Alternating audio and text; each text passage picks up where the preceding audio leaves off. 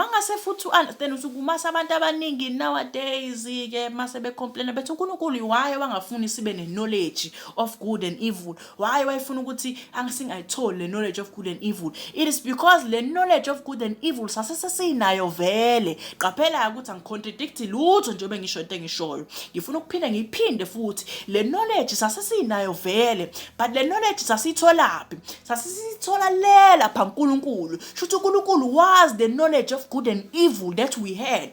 Shuthi uNkulunkulu bangabe sasifuna knowledge of good and evil sasithola kuyena. Shuthi mangabe sasifuna ulwazi inhloboni sasithola uNkulunkulu. Shuthi uNkulunkulu wayephelele kule knowledge sasiyidinga. But thina mangabe inyoka isifika isizosiphamanisa sithi thina sesizoyitholela thina le knowledge, kanti inyoka ikhona lo good kube khona nalo evil. Lo evil loyana uyakwazi ukucasha, lo evil loyana futhi uyakwazi ukuphuca eternal life. Shuthi uNkulunkulu mangabe sethatha le fruit of everlasting life esehlehlisa, uhlehlisa because of one reason, ukuthi khona lo evil loyana kule knowledge lo evil loyana mangase ungene kuyena uyakwazi ukuthi the everlasting life corrupt ufane noSathane, ngoba uSathane usemelwe yini? Usemelwe ukuthi impilo yakhe destroy.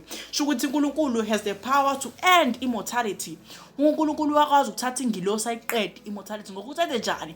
Astriphe umzimba. uNkulunkulu uyakwazi ukuthi akuphuce umuntu obuwena, akuphuce nje umuntu obuwena. uNkulunkulu ungakwenza kanjani? Sister creator in his likeness. Ukuphuca uNkulunkulu akushiye wedwa. Shuthi then immortality yakhe yaphela because uNkulunkulu yena yedwa ne-everlasting life. But why sesinika le everlasting life ukuze sikwazi ukuphila naye kunaphakade. Shukuthi we're gonna be the first in our making to have everlasting life.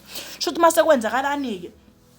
Shukuthi manje ke uNkulunkulu since wayiyena knowledge of good and evil yethu, and angicontradict nje bengisho lento lena. uNkulunkulu sithi wakuyena good and evil yethu. Shuthi njalo if we wanted ukuthi sibe nolwazi kwakumele siye uNkulunkulu siyobuza every single time, even the slightest things ofuna ukuzazi wasuhamba uyoyiletha. Mangabe uthi uhamba good and evil, lezi zinto lezi radar, let me get into more detail. Lezi zinto lezi ziyi-compass noma zini zu left and right. Shukuthi if good and evil shall be preserved in front of you, for you to have judgment that this is good and evil, and for you to know and learn from the good and evil. Shukuthi kahle kahle i-fruit of good and evil ikunika i-radar, ikunika nje leyanto ekutshelayo ukuthi good evil. So sometimes something might be good kuwena when uthi this is evil. Njengani? Njengoba thina sihlezi sikushumayeza ngoJesu Kristu eyinkosi ephilayo, simshumayeza kuwe wena kodwa ukhetha ukuthi awumkhethi lo Jesu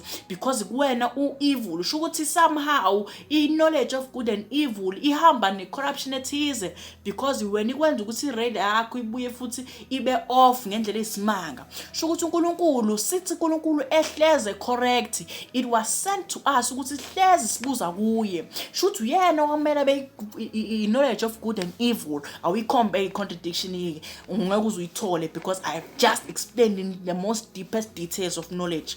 Mase futhi ke at death ke mangabe sesilahlekelwa lamagunya moya esasilahlekelwa yiwona. Shukuthi not only ipatherism yethu is increasile. Now not only sesiyankulunkulu masifuna ukwazi good and evil, sesiyankulunkulu just to get by. Shuthi asakwazi ukuphila manje, asakwazi ngisho ukuregulator, asakwazi ukuba in nature without uNkulunkulu is present. Shuthi manje sesayidinga ipresence kaNkulunkulu every single time, every single second. Noma uNkulunkulu engashiye Garden of Eden kancane. Shuthi uNkulunkulu wayisana lama curses lawo. Shuthi manje we have to be linked with uNkulunkulu to have life. Ngakho nje uKristu wathi the truth and the life. Lezinto ayishoyo akazisho just ukuyi-recite, but it is because iqiniso ukuthi ayisekho ilife esinayo ngaphandle kwaNkulunkulu. Shuthi manje sekumele sihambe sonamathela uNkulunkulu njalo mangabe noma sinyathela sanyatheli ngowethu umusa, sasinyathela ngalo kaNkulunkulu umusa.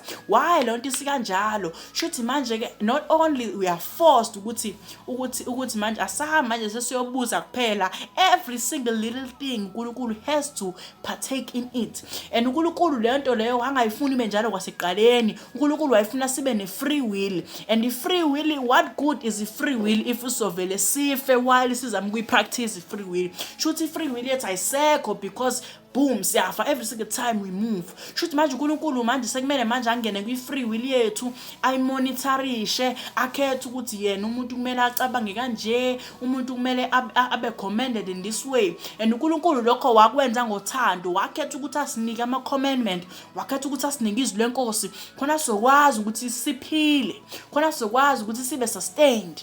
And ingakho leli vangeli ngihlezi ngishumayela is because bazalwane we have no hope mangabe singanayo uNkulunkulu.